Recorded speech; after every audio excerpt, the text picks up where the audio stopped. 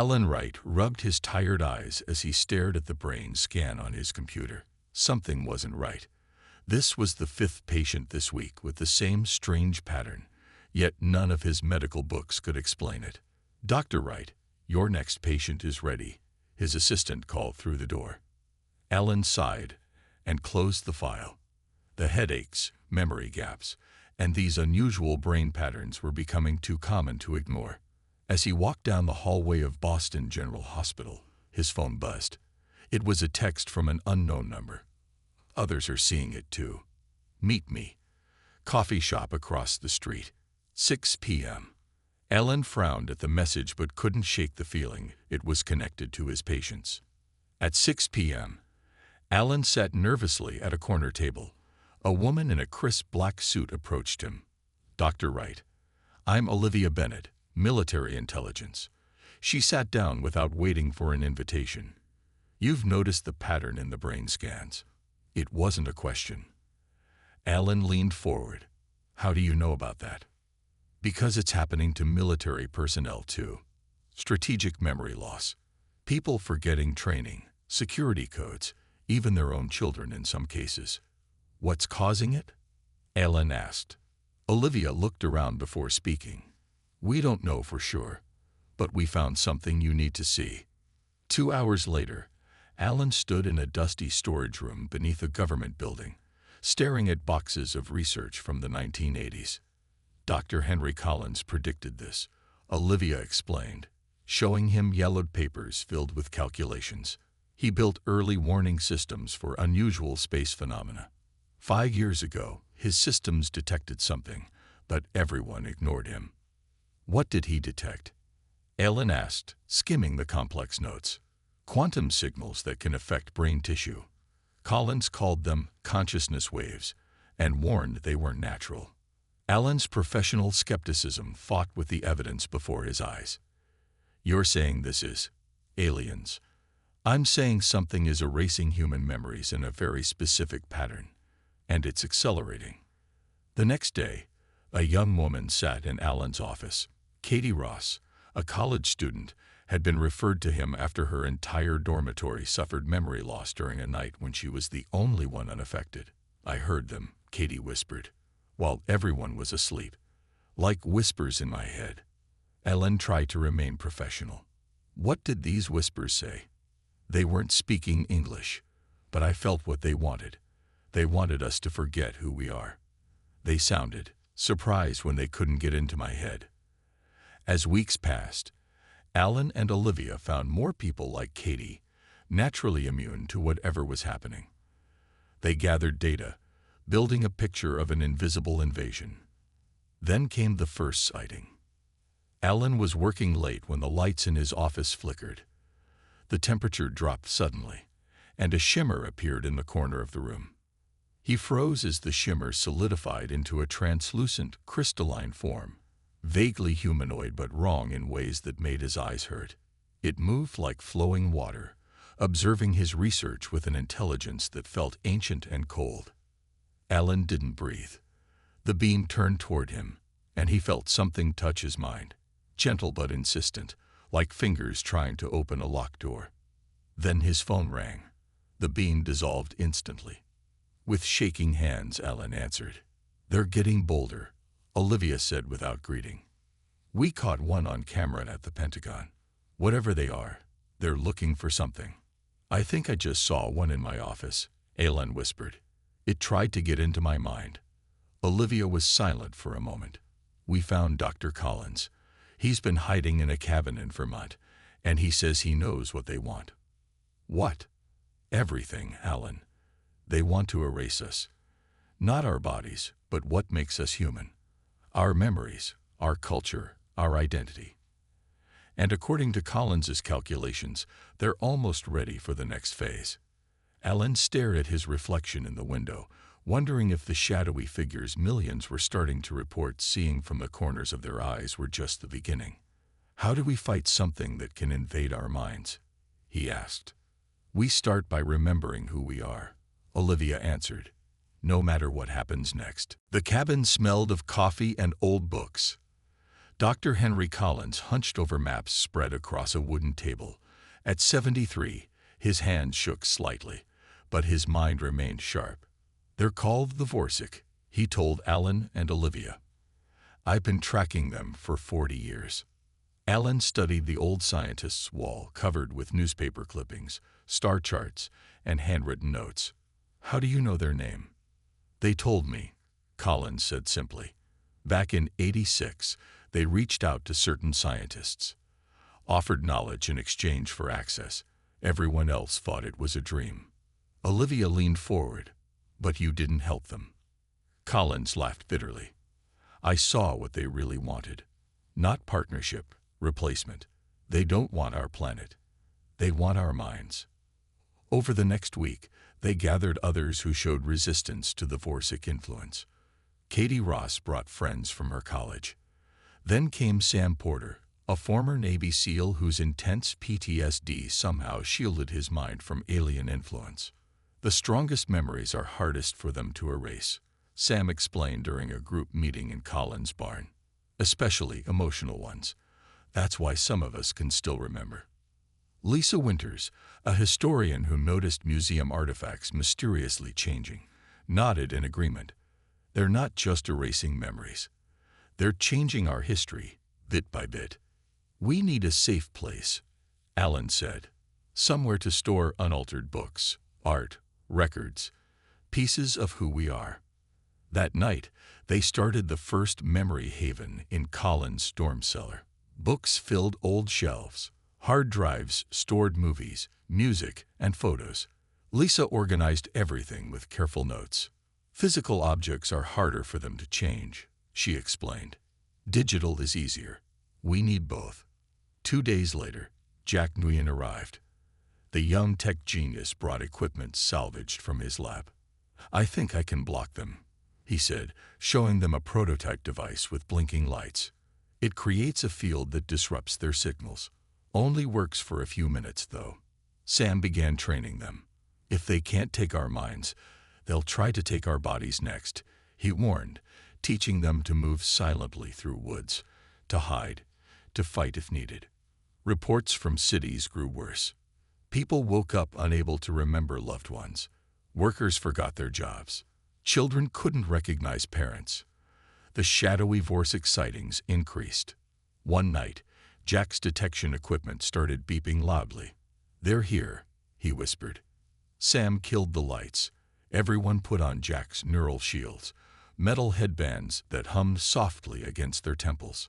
Through the windows, they watched 3 Vorsic materialize in the clearing. Taller than humans, their crystalline bodies shifted like liquid glass under the moonlight. No one breathed as the creatures moved toward the cabin.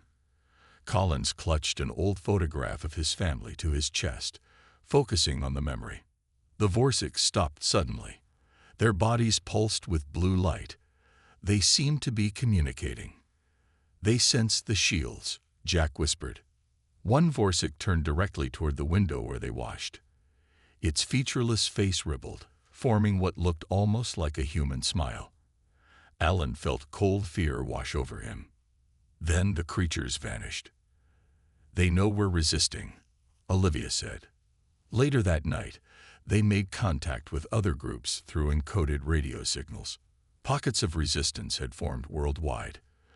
People whose memories remained intact, fighting to stay human. Lisa discovered something on her laptop that made her gasp. "Look at this government memo," she said, showing them the screen. "They're preparing Earth for integration within 6 months." "What does that mean?" Katie asked.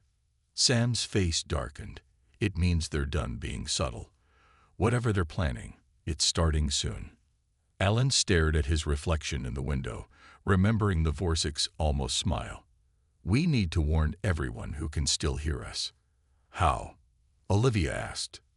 "We use their own network against them," Jack said, eyes lighting up with an idea. "And I think I know how." Outside, the first snow of winter began to fall, covering their tracks as they prepared for the next phase of resistance. Jack's plan was bold but dangerous. Using modified cell phones and radio equipment, they would hijack the Vorsik's own signal network for a few precious minutes to broadcast a warning message. "We need to reach a transmission tower," Jack explained, pointing to a map. "This one on Miller's Ridge would work." The tower stood on a hill 10 miles away. Sam studied the route and shook his head. Too many people between here and there. Most of them probably under Vorsik control now. That's when Dr. Patricia Ramirez arrived at their hideout. The geneticist had been working at a research lab when she noticed her colleagues gradually forgetting years of scientific knowledge. "I have another way to preserve our memories," she told the group. "We can store information in bacterial DNA. The Vorsik can't detect it or erase it." Patricia explained her method, encoding human memories and knowledge into DNA sequences, then inserting them into common bacteria that live harmlessly in the human body. "Even if they wipe our minds, the information stays hidden in our bodies," she said. "We just need a way to access it later." While Patricia worked with Alan to develop her method, Olivia led a small team to scout the radio tower. They returned with troubling news. "There are humans guarding it," Olivia reported. "People working with the Vorsik. Collaborators," Sam said with disgust. "They were promised protection," Olivia corrected him. "They're scared, just like us." That night, they received a radio call from another resistance group in Chicago. A teenage boy named Gabriel Martinez had joined them, a quiet kid with an extraordinary gift. "He has perfect memory," the Chicago leader explained. "Shows him a page once, and he remembers every word forever." Gabriel arrived 2 days later, a skinny 16-year-old with serious eyes. Despite his youth, he quickly became essential to their mission, memorizing scientific formulas, historical events, and cultural knowledge that couldn't yet be encoded in Patricia's bacteria. While working on the bacteria project, Patricia made another discovery. "Music disrupts their telepathic signals," she said, showing them brainwave readings, especially music with complex rhythms. They tested her theory by playing different songs when the Vorsik detection equipment activated. Classical music helped a little. Jazz worked better. But drums, simple, primal drumming, blocked the aliens most effectively. "It's like their signals can't sync with the rhythm," Jack said excitedly. "We could use this." Olivia formed a new plan. They would split into 2 teams. One would broadcast drumming through the radio tower to temporarily disable the Vorsik, while the other would spread Patricia's memory-storing bacteria through the local water supply. The mission was set for midnight. Sam would lead the tower team with Jack and Olivia. Alan would lead the bacteria team with Patricia and Gabriel. As they prepared, Lisa showed them her latest discovery, altered news articles in the town's archives. "They're changing our history," she said, pointing to subtle differences in before and after photographs, "making it seem like humans have always been declining, always been divided. They're setting us up to be easily conquered." Before leaving, Alan pulled Olivia aside. "If anything happens to me," he said, handing her a sealed envelope, "give this to my daughter, Kelly, when she's old enough to understand." Olivia nodded, tucking the envelope into her jacket. "Nothing's going to happen to you." As darkness fell, both teams moved out. The tower stood silhouetted against the night sky, their beacon of hope. Behind them, the forest was eerily quiet, as if the world itself was holding its breath. None of them knew they were being watched, not by the Vorsik, but by another human, one who would soon change everything. The watcher's name was Eric Foster, a government official who had seen the truth about the Vorsik firsthand. For months, he had helped them, believing their promises of peace and advanced knowledge. Now he knew better. Eric stepped out from behind the trees as Sam's team passed. "I want to help," he said, raising his hands when they aimed their weapons at him. "He's with them," Sam growled, recognizing Eric from government broadcasts. Eric admitted, "but I've seen what they really do to people. The memory centers they've built, what happens inside them." Olivia studied his face. "Why should we trust you?" "Because I know how to get into the tower without being seen," Eric said. "And because I have this." He pulled out a small device. It's a Vorsic communicator. We can use it to amplify your broadcast. After a tense discussion, they agreed to let Eric guide them. He led them through a maintenance tunnel that came up inside the radio tower compound. Meanwhile, Alan's team reached the water treatment plant. Patricia carried a container with her memory-storing bacteria, ready to introduce it into the water supply. Once people drink this water, the bacteria will live harmlessly in their bodies, she explained. Even if the Vorsic wipe their minds completely, the memories will still exist, waiting to be activated. Gabriel stood lookout while Alan and Patricia worked. Suddenly, he whispered, "Someone's coming." They hid as two security guards walked by, their eyes vacant and movements stiff. Patricia noticed something strange about them. "Look at their necks," she whispered. Small silver devices were attached behind their ears. Those must be how the Vorsic control the collaborators. At the tower, Eric used his clearance card to get them inside. Jack set up his equipment while Sam and Olivia stood guard. Outside, the night sky suddenly lit up with strange lights.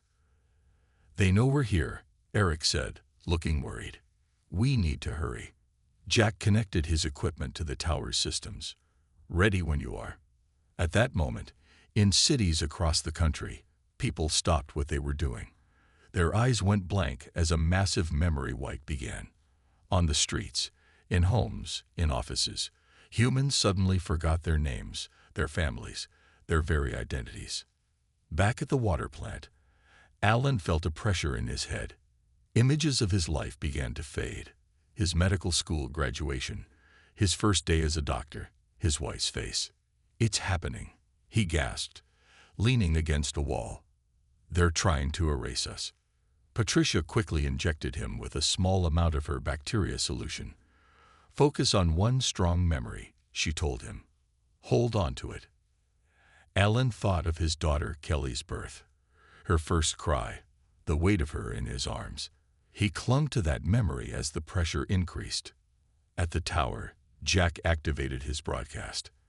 The sound of drums, powerful, primal rhythms, began to emit from the tower and spread across the airwaves. The effect was immediate. The pressure in Alan's head lessened.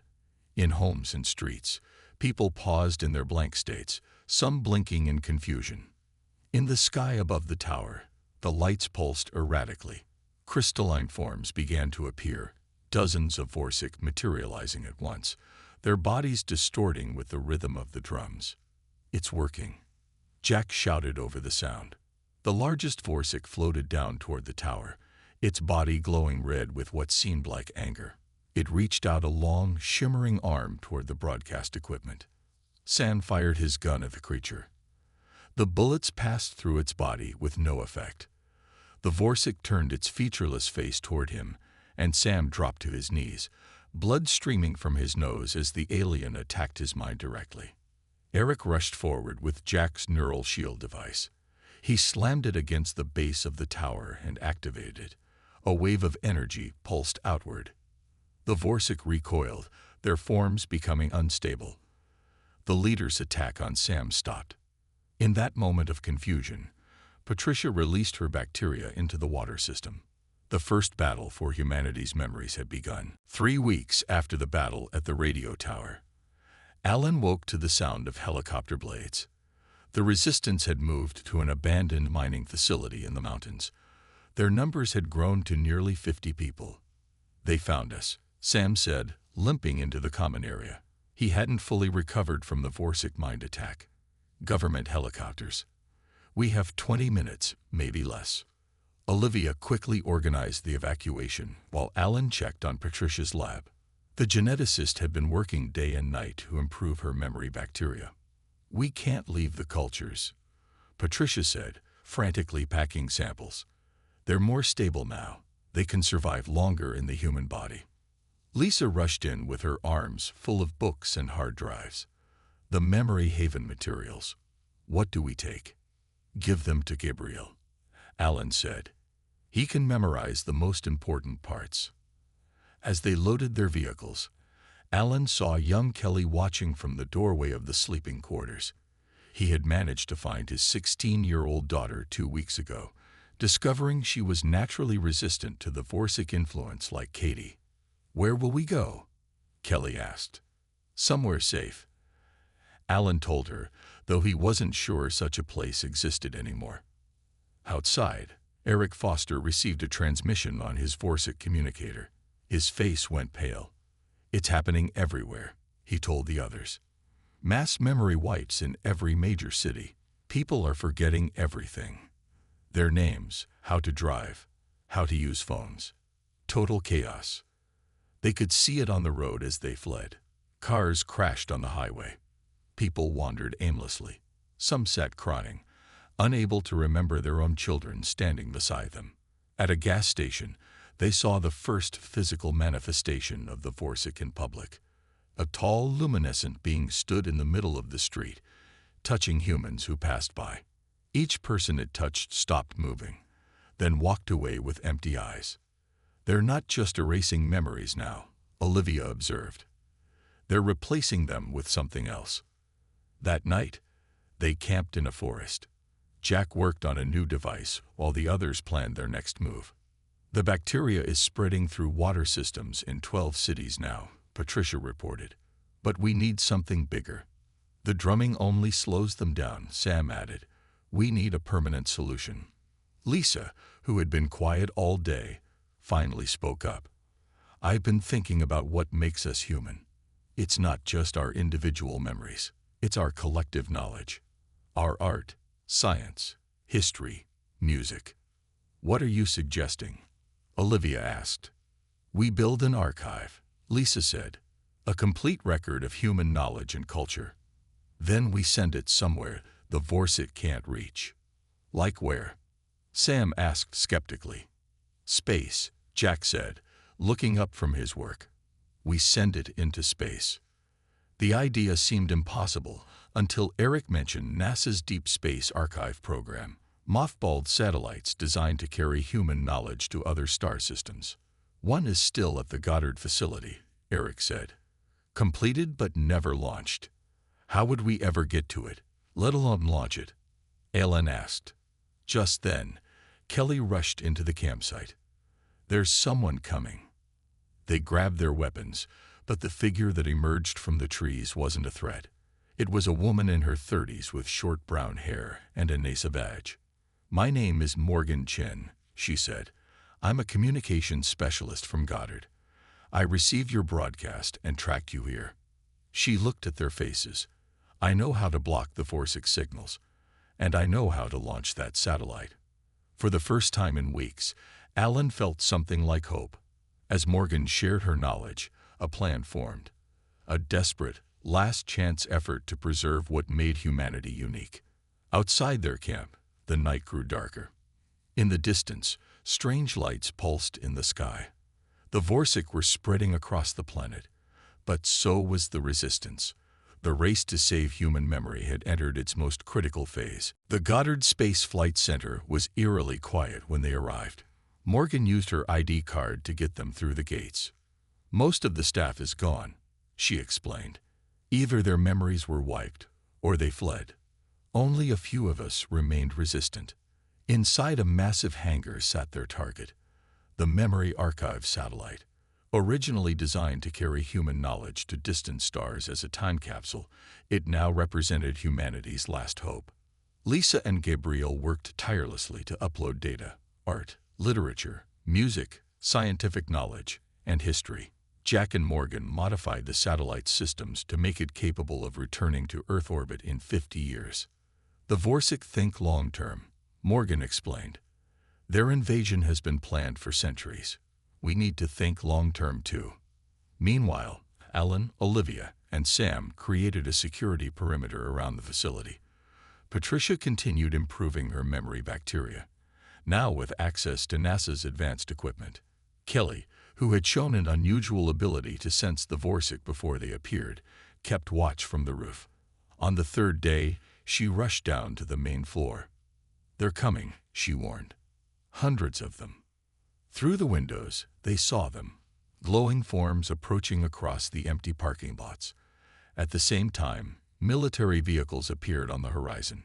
"We need more time," Lisa pleaded. "The upload is only at 60%. Sam organized their defenses while Eric tried to use his Vorsic communicator to confuse the approaching aliens. Jack activated larger versions of his neural shields around the building's perimeter. "Once the satellite launches, what happens to us?" Kelly asked her father. Alan hugged her tightly. "We keep fighting. As long as we remember who we are, they haven't won." The first wave of human collaborators reached the gates. Most walked like sleepwalkers, with blank eyes and silver devices attached to their necks. Some carried weapons. "We can't hurt them," Olivia insisted. "They're victims." Sam nodded grimly. "Aim for the devices on their necks." The battle for Goddard began. While gunfire echoed outside, inside the hangar Morgan prepared the launch sequence. "The satellite needs to reach the auxiliary launch pad," she shouted over the noise. "We need to move it now." As they rolled the massive satellite toward the doors, the ceiling suddenly shattered. Crystalline forms poured through the opening, dozens of Vorsic, their bodies pulsing with angry red light. Patricia ran to the main computer and broadcast the drumming sound through the facility's speakers. The Vorsic slowed but didn't stop. One floated directly to the satellite and placed its shimmering hand on the data core. The screens flickered as it began to delete the archive. Gabriel, who had memorized critical portions of the data, rushed forward despite the danger. "You can't erase us," he shouted at the creature. "I remember." The Vorsic turned toward him, reaching out. Gabriel fell to his knees as the alien attacked his mind. In that moment, Kelly stepped forward. She stared at the Vorsic, her eyes focused and intense. The alien's form wavered, as if caught in a strong wind. "Get away from him," Kelly said, her voice unnaturally calm. To everyone's shock, the Vorsic retreated slightly. Morgan seized the opportunity to complete the satellite's transfer. "Launch sequence initiated," she announced. 60 seconds. Ellen pulled Gabriel to safety while Olivia and Sam held back the human collaborators. The countdown echoed through the hangar as the satellite moved into position. Outside, more Vorsic appeared in the sky, gathering like a storm. The launch doors opened slowly, revealing the night sky. 30 seconds, Morgan called. The lead Vorsic recovered and rushed toward the satellite again. This time, all the resistant humans formed a line between it and the archive, facing the alien together. "We remember," they said as one. "And we will always remember." The satellite's engines fired as the countdown reached 0. The memory archive satellite disappeared into the night sky, carrying humanity's knowledge to safety. But for those left behind, the real struggle had just begun. "We need to move," Sam ordered as the Vorsics surrounded the facility. The group fled through an underground tunnel Morgan had shown them. Behind them, the Goddard Space Flight Center erupted in blue light as the Vorsic destroyed everything inside. "Did the satellite make it?" Lisa asked when they reached a safe distance. Morgan checked a small tracking device. "It's past the atmosphere. They can't reach it now." For a moment, they allowed themselves to feel relief. Then reality set in. "What now?" Eric asked. "The archive is safe, but we're still here." Olivia looked at their tired faces. "We keep fighting. We spread Patricia's bacteria to as many water supplies as possible. We broadcast the drumming sounds to disrupt their control. And we find others like us." But the world changed faster than they expected. Within weeks, the Vorsic took complete control. Cities became processing centers where humans were systematically stripped of their memories and assigned new identities as workers. 50 years passed. Worker 12,793 woke in his small sleeping pod. Like every day, he put on his gray uniform and walked to the harvesting facility. He didn't question his purpose. He didn't remember having any other life. Yet sometimes strange dreams came to him. A woman's face, a child's laughter, a feeling of being something more than just a worker. Today, as he monitored the emotion harvesting machines, Worker 12,793 felt a strange headache. Images flashed in his mind. A hospital room, a medical degree on a wall, a name. Alan Wright. He stumbled, dropping his tool. A Vorsic overseer floated nearby, its crystalline body glowing with suspicious blue light. Malfunction. The overseer asked directly into his mind. No, Worker 12,793 answered quickly. Just tired. In another part of the facility, an old man known as Keeper 7 watched the exchange. Unlike most workers, Keeper 7 remembered his real name, Gabriel Martins, and his purpose. For 50 years, he had pretended to be memory-wiped while secretly maintaining a network of partially aware humans. That night, Keeper 7 sought out Worker 12,793. "You remembered something today," he whispered. "I saw it in your face." Worker 12,793 looked confused. "I don't know what you mean." "Your name is Alan Wright. You were a doctor. You helped create the resistance against the Vorsic." The words triggered something deep in 12,793's mind. More images flooded back. A radio tower, a girl named Kelly, a satellite launching into space. "My daughter," he whispered. "Where is she?" "She leads one of the free colonies in the mountains," Gabriel explained. "The bacteria you helped create has kept some of us aware. And there's something else you should know. The satellite is returning." Across the planet, strange dreams troubled the sleeping workers. Fragments of memories emerged, names, faces, skills long forgotten. The bacterial memory stores were activating, triggered by a signal from space. In the Vorsic Command Center, High Commander Zareth sensed the disturbance. "The humans are remembering," it communicated to the others. "Find the source." Far from the harvesting facilities, in a hidden mountain valley, a young woman named Maria Wright watched the night sky. Her grandmother Kelly had told her stories of the satellite that would someday return, bringing back humanity's lost knowledge. Tonight, a new star had appeared, moving purposefully across the sky. "It's time," Maria told the gathered colonists. All of them were natural resistors, born with immunity to Vorsic control. "The memory archive has returned." The colony's radio operator rushed to her side. "We're receiving a signal. It's broadcasting on all frequencies." Across the planet, in sleeping pods and workstations, in harvesting facilities and mines, humans heard the signal. Some heard music. Others heard voices speaking forgotten languages. All felt something awakening inside them. In his small pod, Worker 12,793, Alan Wright listened and remembered who he was. The reclaiming of Earth had begun. The Memory Archive satellite broadcasted continuously for 7 days. With each passing hour, more humans awoke from their mental slavery. The Vorsic response was swift and brutal. "They're shutting down whole cities," Commander Luis Rodriguez reported to Maria's Resistance Council. Rodriguez led a secret human military unit originally maintained by the Vorsic to protect against other alien threats. Now his soldiers had turned against their masters. "How many have remembered?" Maria asked. "Millions," Gabriel answered, his old voice cracking with emotion. "But the Vorsic are adapting. They're destroying water supplies to kill Patricia's bacteria. They're jamming the satellite signal where they can." Alan Wright, now fully aware of his identity despite his aged body, studied the maps showing Vorsic control centers.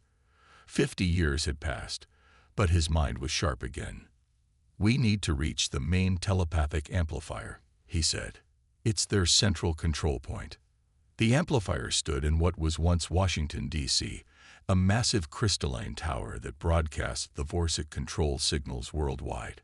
Destroying it would free millions instantly. A teenager named Ben Elliott stepped forward. Like Maria, he was born with natural resistance, but his abilities had developed further. Ben could not only block Vorsic telepathy, but could project his own thoughts into their network.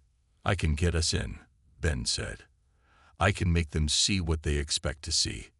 The plan formed quickly. While Commander Rodriguez led attacks on secondary Vorsic facilities as a distraction, Maria would lead a small team to the amplifier. Ben would shield them with his telepathic abilities. Alan insisted on coming despite his age. "I helped start this fight," he said. "I want to see it end." As they traveled to Washington, towns and cities erupted in chaos. Awakened humans fought their Vorsic controllers. The aliens no longer bothered with their human-like disguises, appearing as their true crystalline forms. Ben's powers proved remarkable.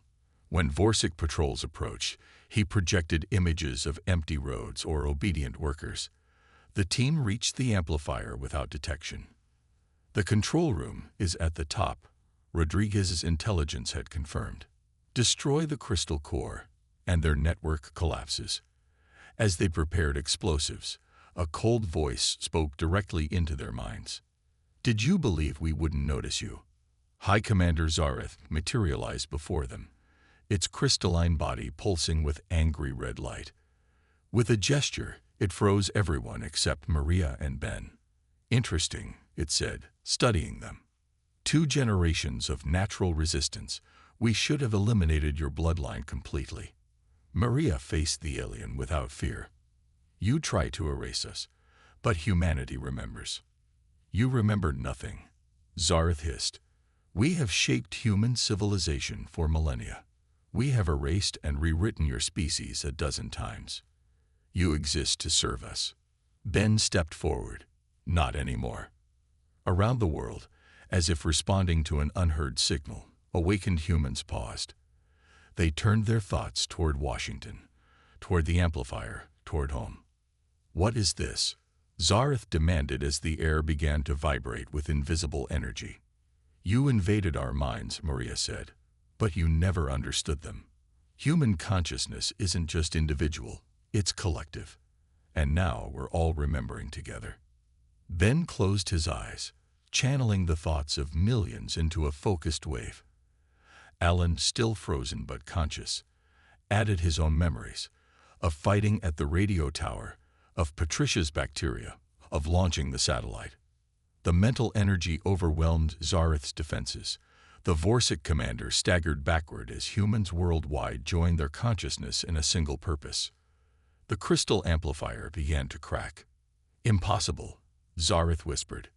With a sound like a million voices crying out at once, the amplifier shattered.